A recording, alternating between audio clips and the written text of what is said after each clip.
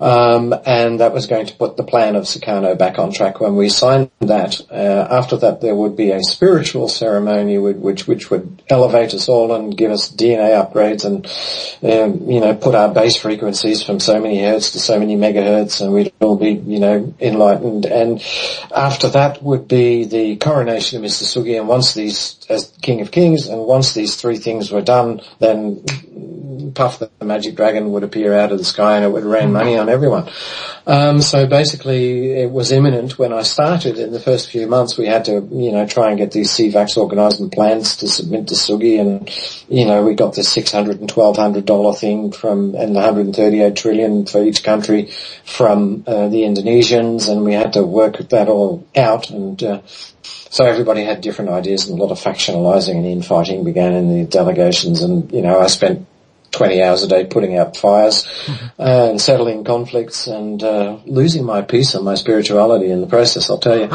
And so, the next thing that date fell through when the so-called Deutsche Bank, Martin Blessing and Angela Merkel had colluded to take these payments that came from UBS and knock off the money for themselves, basically. And so the money wasn't passed on when it was released from UBS, and Angela Merkel and Martin Blessing were the culprits. Then the next thing that happened was... So, Peter, this was the first of maybe several stories you were told about why things were delayed? Yes, correct. Okay. And then the second one was a few months later when there was a revolution in Egypt, and apparently Al-Sisi was Sugi's boy, and the African delegation had spoken to Al-Sisi, and Al-Sisi was going to accept Swissindo and the terms of Swissindo, and Egypt was going to be the first nation to have the CVAC payment. And I don't know which bank it was, I think it was the Bank of Japan that time, had agreed to release the funds from UBS.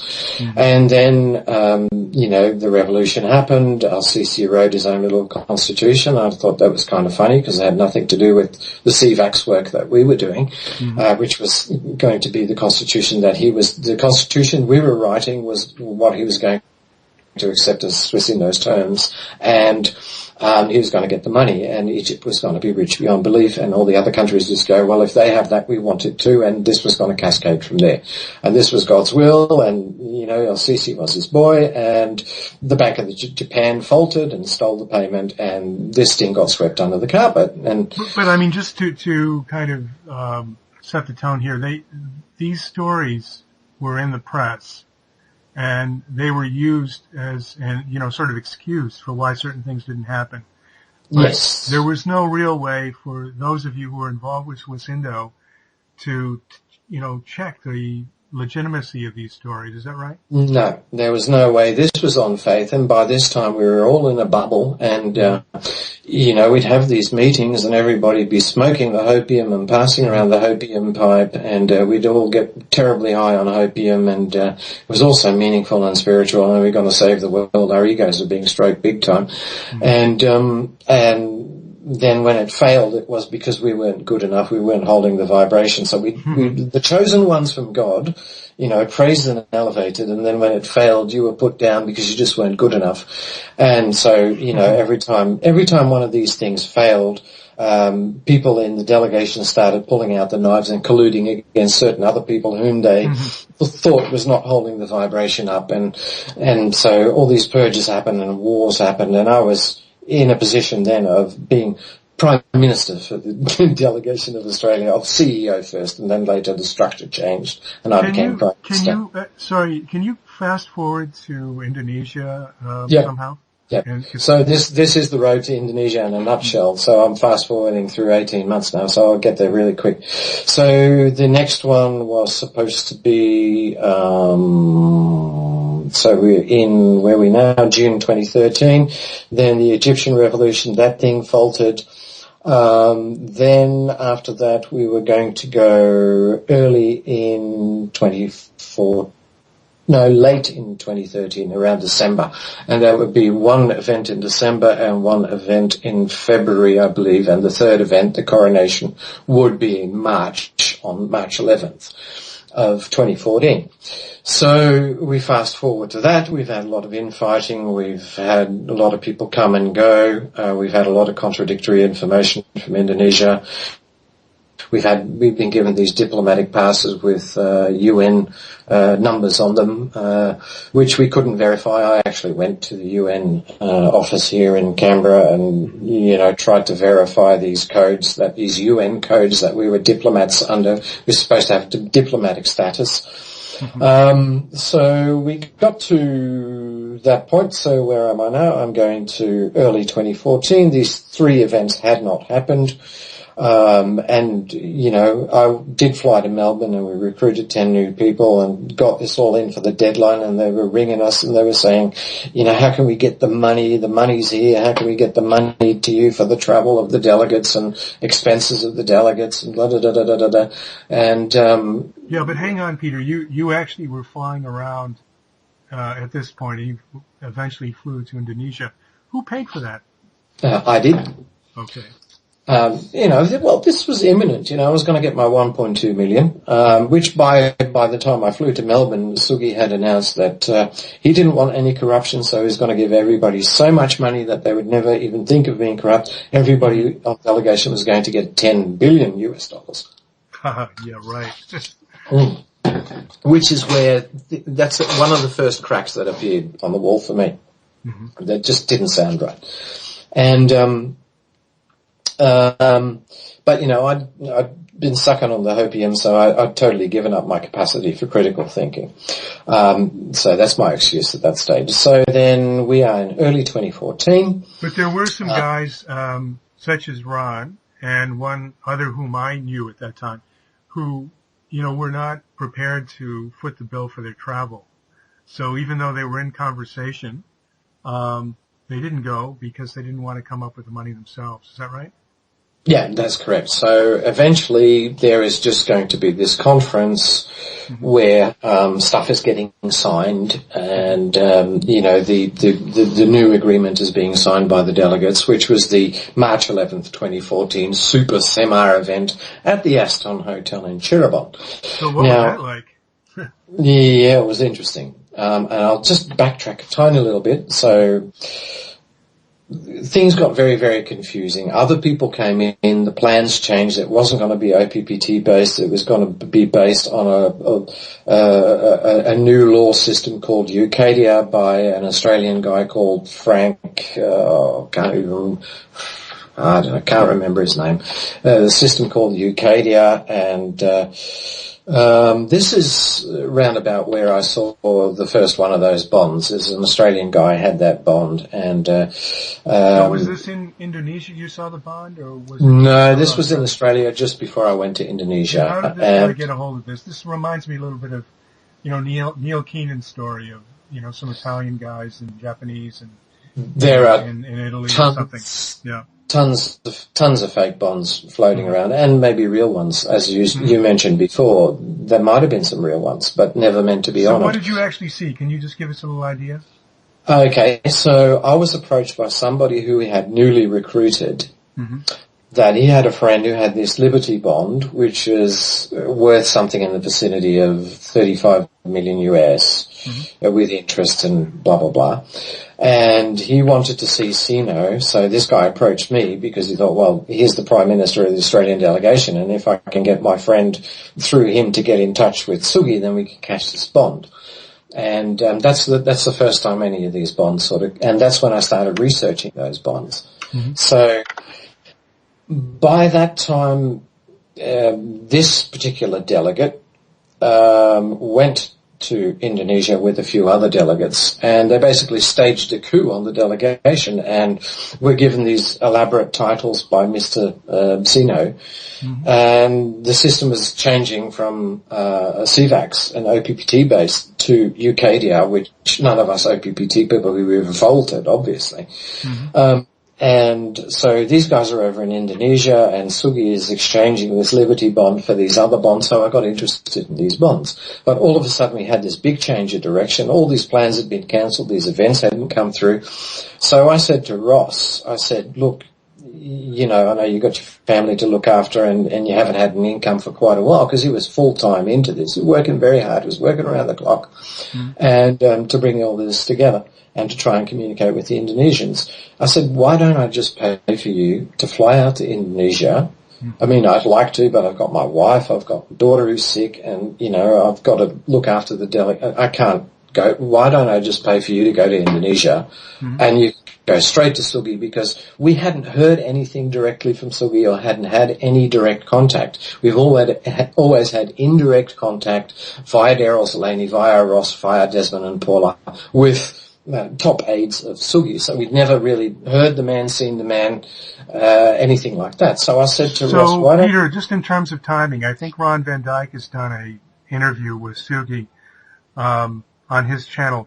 That came after all this, is that right?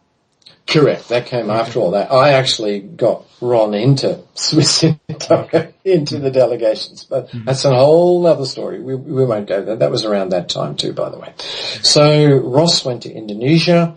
While Ross was in Indonesia, members of the Laos government came to Sugi's compound and said, we will accept the conditions of Swissindo and we will accept the payments 1 to 11. When Ross was in Indonesia,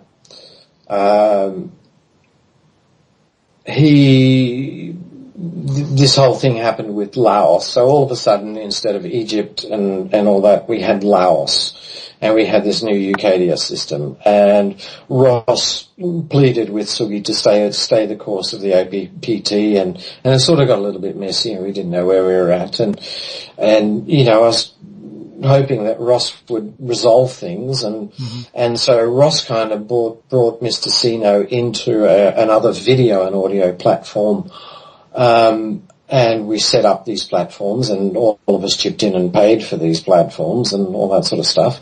And so we were multi-video conferencing on a Zoom platform with Sino for the first time. And I remember, you told me this morning that you saw evidence of people who were at the beck and call of Sino and people driving around in fancy cars and so forth. Yeah. Are you going to talk about that? Because I think that's quite important. I'm getting to that. So the first sign we saw Sugi, or Sino Sugi, whatever he calls himself nowadays, is, video conferencing with him and trying to get some clarity. And then once we were video conferencing, we saw what language barriers we were up against, and the documents that were done, we had immunity documents which, had all these NATO, CIATO and UN numbers on them and stuff like that. And the documents were really shonkily done with spelling errors and bad translation. And then when we started video conferencing with Sino and his cohorts, we saw why, because we were really up for a language barrier.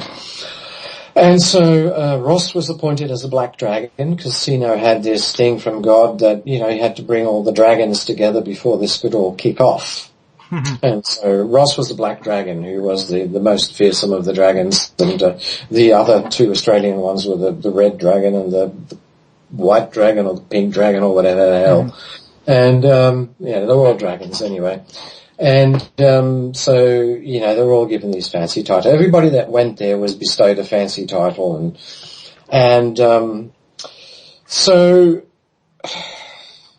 Ross is there trying to make sense of it all. He wasn't really making much headway. Laos came into the scene, so we got really excited. Here's an actual legitimate government sending representatives, accepting the payments. It must be legit. Right? And, we're being thwarted by these nasty cabal guys who kept stopping payments. And we could see why, because it'd be the end of them, but, So here is Laos, and Laos' central bank was actually going to be the clearinghouse for the payments from UBS. And Laos had accepted as a government, was the first government on board, hallelujah, here we go, this is the breakthrough we need. So we all started toking on the Hopium bong like you wouldn't believe. And we got really excited about it. And, March the 11th, 2014 was looming, and they were going to get a small payment through Laos to allow us all to travel there, and that fell through. So with a week or so to go... What was the excuse this time, since you were so close to it? Did they give you a good excuse? I'm not sure. I'm not sure what happened there. So something happened with some bank again. They had an agreement with to deposit it into Laos, didn't do their job, and payments got stolen by God knows who. Always some politician or it was Frank Carlucci, former head of the CIA, former head of the. He was former head of the CIA who was on the board of the Federal Reserve, I think.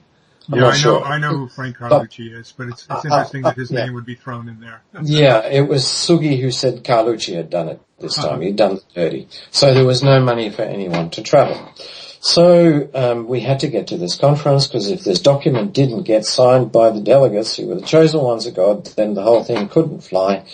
And so, we toked on the Hopium pipe some more, and I paid for myself and 3 other colleagues to go over to Indonesia, which wasn't horrendously expensive because flights from Australia to Indonesia cheap, plentiful, and but accommodation. There were people, Karen Collins or somebody came over from Germany, I think, right? Yeah, Karen Collins came over from Germany. Pretty much about a dozen people from the South African delegation came over from South Africa, and they were paid for by one delegate who was really 1 or 2 delegates who were very dedicated and very generous, and so they sponsored them. I sponsored 3 or 4 people, sponsored them, flew them over there, housed them and fed them. A whole bunch of them came over on one-way tickets because, once this thing was done, we were told that, once we arrived in Indonesia, because the hotel where the ceremony, the signing was going to be, the Aston Hotel in Cirebon, was actually owned by Mr Sino, as he owned everything. And we would be staying there. And when we actually arrived physically in Cirebon, we were met at the airport in Jakarta. We were met by a bunch of Indonesians that we'd gotten to know through Facebook. We got to know some of the Indonesian delegates, through Facebook, and we were met by them. And these are the guys that were not people of any high education, and not people of the middle or upper class, but people of a working class who seemed to have nothing better to do than run around in 4-wheel drives, not outrageous vehicles or luxury vehicles by our Western standards, but 4-wheel drive type cars that were, not old, and they were running around, doing all this stuff. And me and my colleagues planned to take the train from Jakarta to Cirebon, which was a 3-hour pleasant air-conditioned train travel, and it was something like 10 hours by a bad Indonesian road. And these guys were trying to convince us to hire these 4-wheel drives, to rent 4-wheel drives. And we said, no, we're not doing that. We were staying in a hotel overnight, and so they drove us to the hotel, and the next day we made our own way to Cirebon. But that was kind of funny. They were trying to get us to hire these 4-wheel drives. So at that point, you had actually booked a hotel and, used your credit card to pay for it, or how was the Indonesian end of this happening? I paid for travel and the hotel. Ahead of time. Yeah. The whole hotel in Jakarta with credit card, and we were told that by another delegate on the ground who's of Indonesian origin herself, but as an Australian citizen, we were told by her that since Papa, as they affectionately call Mr Sino, owned the Aston Hotel, we'd all be staying there in a lap of luxury. The Aston Hotel in Cirebon is quite a large, lavish hotel. And so I didn't think I'd have to, pay for people, just pay for the plane tickets and pay for the night in Jakarta. We'll be sharing rooms, and it's not an expensive exercise. I can afford it. I'll do it. It's for humanity. I've been on the Hopium. I'm not thinking straight. And so where do we get to Jakarta? We get on the train. We get to Cirebon. We arrive in Cirebon, and there are a few of the Swissindo people going, "Yeah, we'll take you to the hotel." So they take us to the Victory Hotel, which was which was a flea bag. It was a flea bag. Okay. And his head of security, Sino's head of security, He'd basically commandeered and told the hotel owners that he was renting all the rooms, and he expected us to pay for those rooms. So we weren't put up in the lap of luxury for nothing, because the Aston Hotel was full of the Indonesian delegates, and they just didn't have any room anymore. And all foreign dignitaries and stuff, they didn't have any room anymore. Sorry, you're just going to have to stay in this flea bag, and guess what? You're going to have to pay for it. Now, it was only something like $30 a day twin share, with breakfast. So it wasn't huge. Not so bad. Yeah, it wasn't so bad. So I thought, okay, well, I'm here. I want to meet Suki. I want to see what this is all about. So, and then the four-wheel drives just kept coming in with all these people that were ordinary working class Indonesian people, and working class Indonesian people, as you well know from Asia, working class ordinary menial job type people are not well-to-do. Not at all. And they usually can't afford four-wheel drives. In Indonesia, people working for a few bucks a day still, they don't buy $40,000 four-wheel drives. Even if the four-wheel drive in Indonesia is maybe only $20,000, it's still a fortune. They can't afford it. And I'm thinking, wow, these working class people. And I'm not making any class distinctions. I don't believe in classes, I'm just looking at socio-economics, right? And another crack in the wall is, why are these people running around when there's no funds released? Why are these people running around in four-wheel drives all the time, to and froing from Jakarta to Cirebon, which is, distance, a long drive. And so we're there in Indonesia, we're in this hotel, we're being ferried to Mr Sino's house. And Mr Sino's house is this big outdoor patio that has seating for about, 30 people maybe. And we were all crammed in there, and we were all, sitting at the table, and, he was the magical Sino, the man with the signature.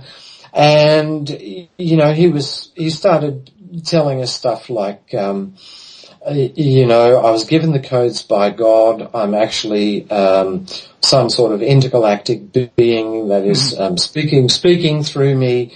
And I will be the judge of humanity, and if you guys aren't pure, I won't be able to release these funds, and if I can't release the funds, then my job is actually to be the judge whether I rebuild or whether I destroy the world. And if I decide to destroy the world, the volcanoes will all erupt. And in order to prepare you for this reality, I've caused a major eruption of a volcano which had just erupted on the northern side of Indonesia. So it tacked onto an event, with a story once again, which they always do.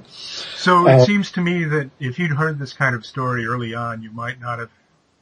No, I would have. The Hopium would not have held. Yeah, but this story might have been sort of designed for the local Indonesian delegates rather than foreign delegates. Yeah, probably, but he was pulling enough in front of the foreign delegates because he had the audience there, he had them captivating out of the palm of his hand, hanging on every word. So he proceeds to then tell me on that first night at his place that